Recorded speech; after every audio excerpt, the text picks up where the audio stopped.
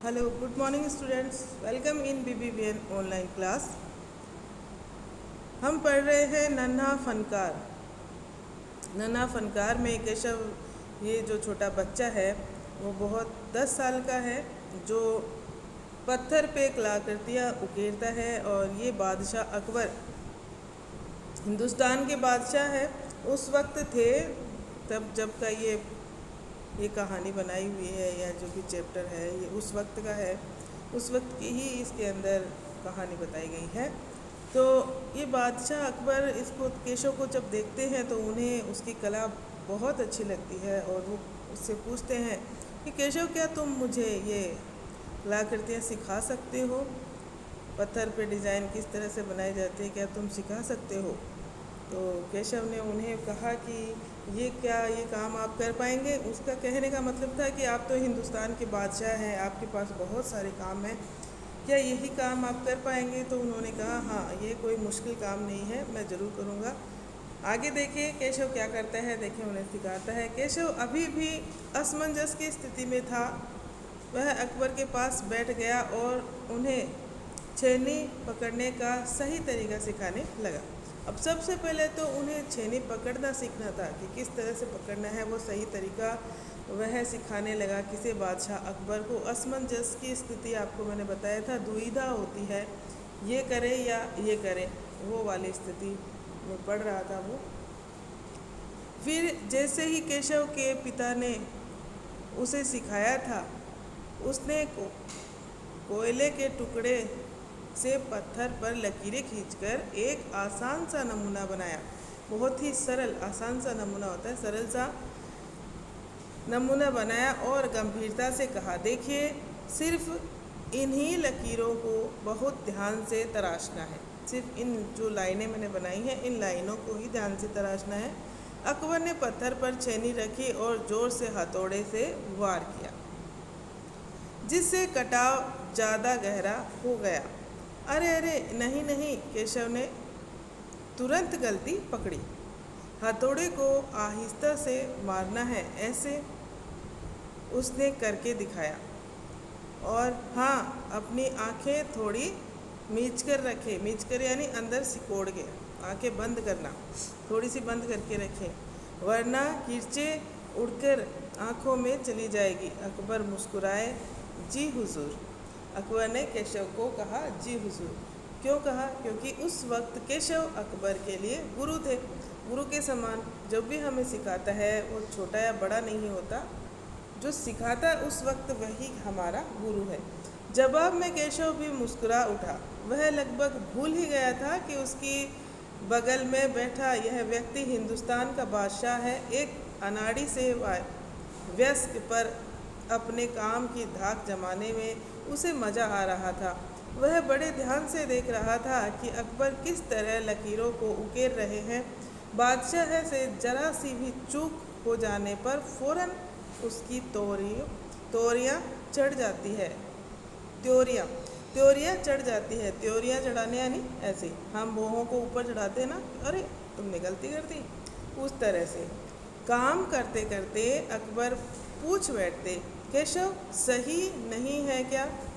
और केशव सिर हिलाकर अपनी असहमति जता देता, सही नहीं है, इस तरह से। असहमति यानी वही गलत है, सहमत नहीं है वो उस चीज़ से।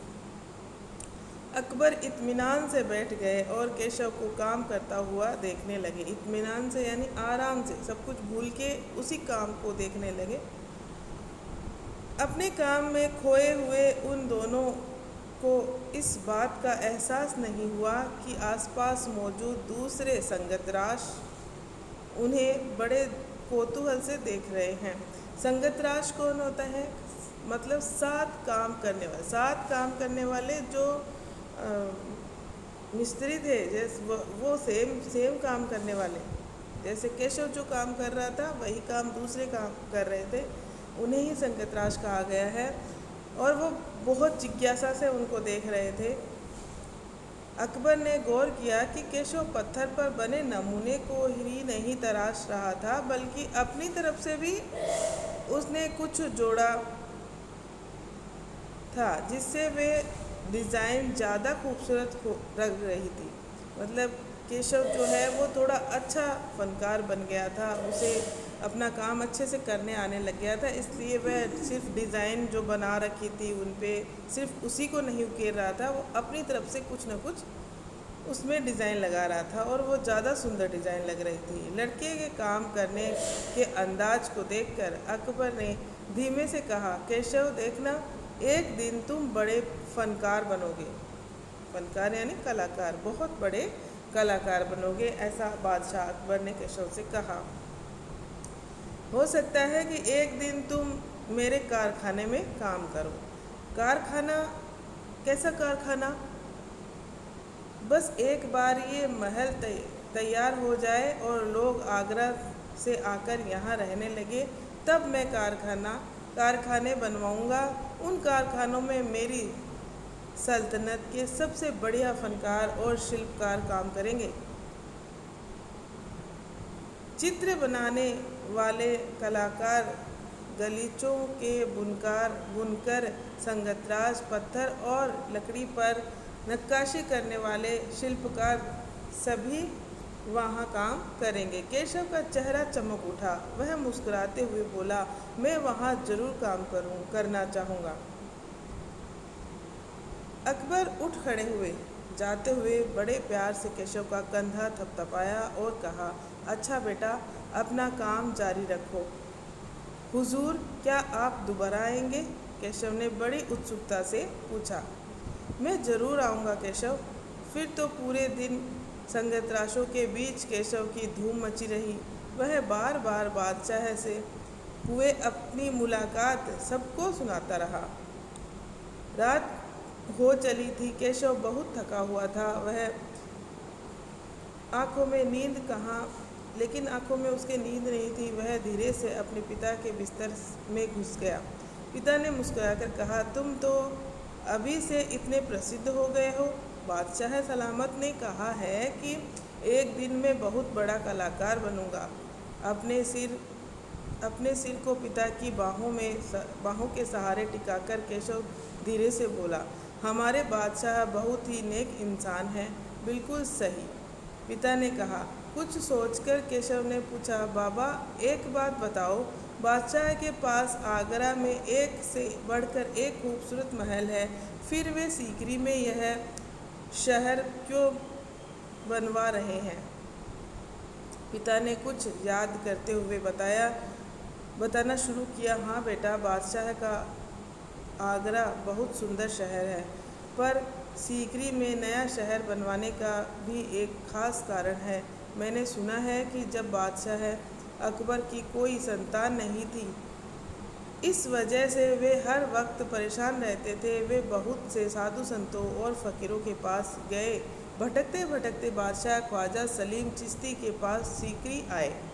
उन्होंने ही बादशाह को बताया कि उनके एक नहीं तीन संतानें होंगी, शहजादा सलीम, मुराद और दनियाल।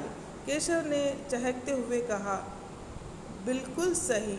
तब बादशाह ने ख्वाजा सलीम चिश्ती के सम्मान में सीकरी में नगर बसाने का फैसला किया था। केशव ने कहा, अच्छा, अब समझा, इसलिए बादशाह अकबर ने अपने बेटे का नाम सलीम रखा है। हाँ, और इसी कारण हम यहाँ एक नए शहर के लिए पत्थरों को तराश रहे हैं। केशव उनींदी आवाज़ में बोला। उनींदी यानी थोड़ी सी नींद आने लग गई केशव को, तो वो हूँ करने लगा। पिताजी ने देखा कि उसका लाडला बेटा सो गया। अब केशव सो गया क्योंकि उसकी नींद आ गई है। आगे देख लेते हैं इसके अभ्यास कार्य।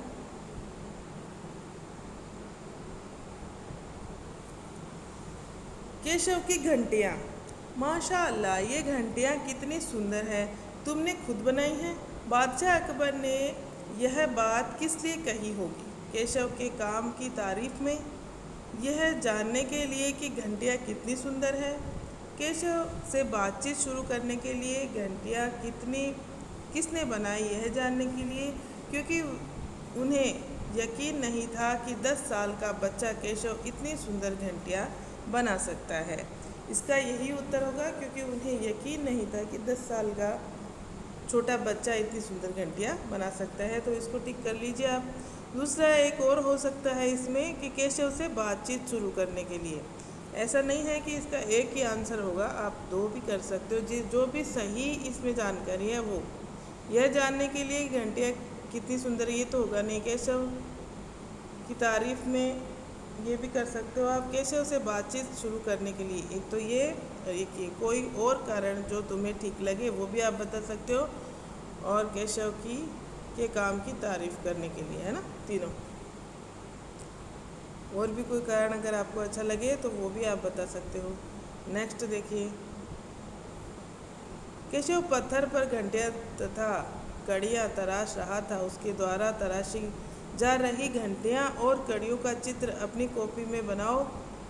अब आपको देखिए ये चित्र, तो आपको सबसे पहले क्वेश्चन आंसर शुरू करने से पहले पार्ट का नंबर लगा के और एक पूरे पेज में घंटी का, चाहे एक ही घंटी का चित्र बनाओगे आप, सुंदर सा चित्र बनाइए, 2 का या 3 का सेट जो इसमें दिया हुआ है ना उस तरह से बना लीजिए।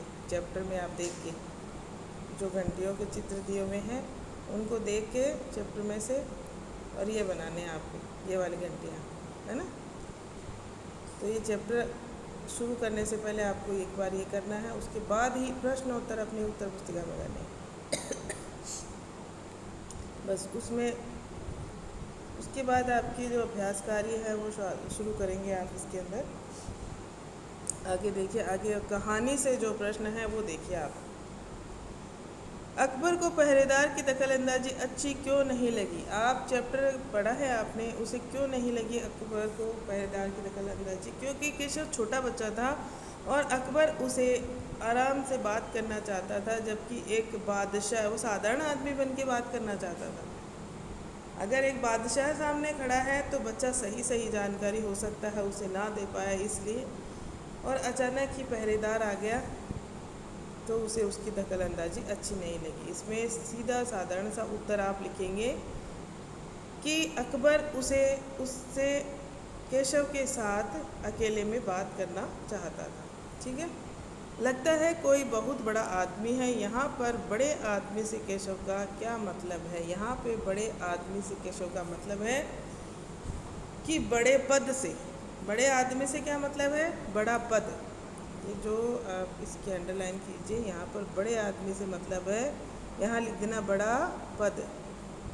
पद बड़ा होता है ना, आदमी थोड़ी कोई बड़ा होगा, हाइट चाहे कितनी भी हो, हाइट से मतलब नहीं है, पद। ठीक है, खरगोश की सी कातर आंखें, पशु पक्षियों से तुलना करते हुए और भी बहुत सी बातें कही जाती है, जैसे हिरन जैसी चाल। ऐसे ही कुछ उदाहरण तुम भी बताओ। ऐसे आपको 1 से 2 उदाहरण आपको बताने हैं इसके अंदर, बहुत आसान है, बता दोगे आप। अकबर ने जब नक्काशी सीखना चाहा तो केशव ने उन्हें संदेह भरी नज़रों से क्यों देखा? क्योंकि केशव को लग रहा था कि हिंदुस्तान के बादशाह के पास क्या यही काम बचा है जो वो करेंगे, उनके पास तो और बहुत काम होते हैं, इसलिए उसने संदेह भरी नज़रों से देखा। केशव 10 साल का है, क्या उसकी उम्र के बच्चों का इस तरह से काम से जुड़ना ठीक है? अपने उत्तर के कारण बताओ। देखिए, केशव 10 साल का बच्चा है। 10 साल के बच्चे को इस तरह के कामों से जुड़ना उचित नहीं है, क्योंकि उनकी पढ़ने लिखने की उम्र है। 10 साल के बच्चे की उम्र क्या होती है? पढ़ाई लिखाई की, है ना। अगर आप इसके अलावा कुछ और लिखना चाहें तो आप लिख सकते हो। नेक्स्ट प्रश्न है, केशव बार बार सबको सुनाता। केशव सबसे क्या कहता होगा? कल्पना करके केशव के शब्दों में लिखिए। ये भी आप ही को करना है। इसमें जो आगे के प्रश्न उत्तर में देखिए, इसमें जो प्रश्न शब्दों की निराली दुनिया वाले प्रश्न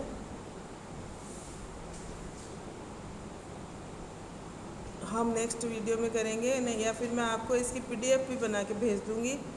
ये जो इसमें शब्द हैं इनके बारे में बताना है, क्या क्रिया है, क्या संज्ञा है, उपसर्ग कौन सा है, प्रत्यय कौन सा है, ये छांटने हैं, बताने हैं, तो ये इसमें थोड़ा टाइम लगेगा।